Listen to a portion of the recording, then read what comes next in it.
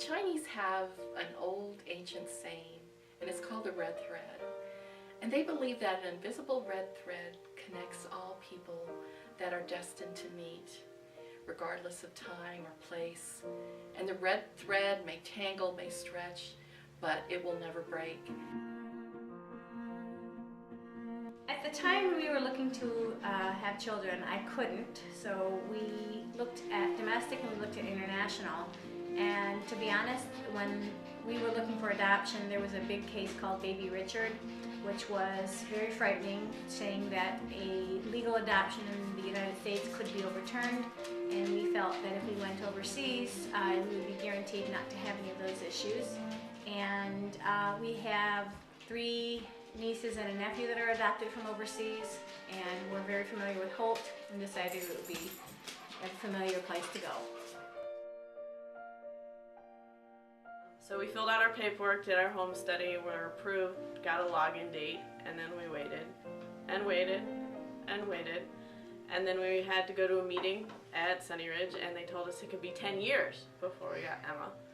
So we switched over to medical needs, and we filled out the paperwork in January of 2011, and on May 23rd of 2011, we got our referral.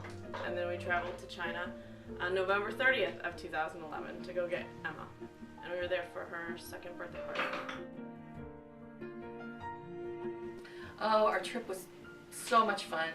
We started in Beijing, and this was before we met Grace, and we went to the Great Wall and the Forbidden City and Tiananmen Square and all the sites that most tourists go to, and had a wonderful time. Then we traveled to Hefei, and there we met Grace.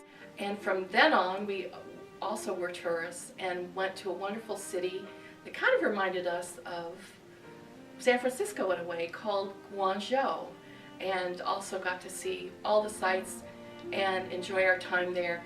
We also went to the United States Embassy when we were in Guangzhou and finished up some paperwork before we were able to come to the United States, including Grace's visa. But it was a wonderful 2 weeks in China, and we can't wait to go back again.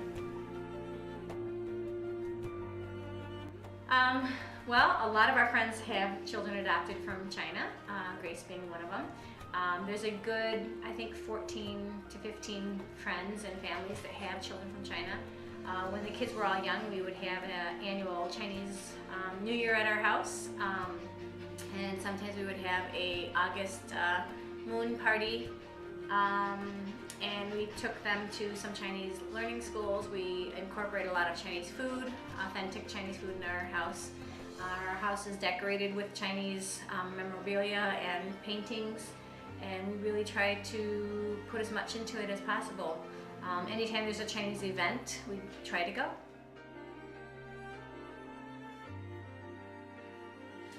I have no reservations to recommend it to anyone. I think that you need to really look at what your family lifestyle is like. Make sure you can afford it.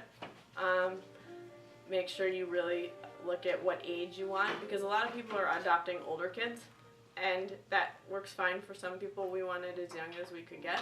And I think that that's something I really encourage people to do. You know, think about it, go to a reputable place that adopts, find out what you're looking for, find out what you want to know before you just jump on. I would say do it. I have no hesitations. I'd do it again. Don't hesitate.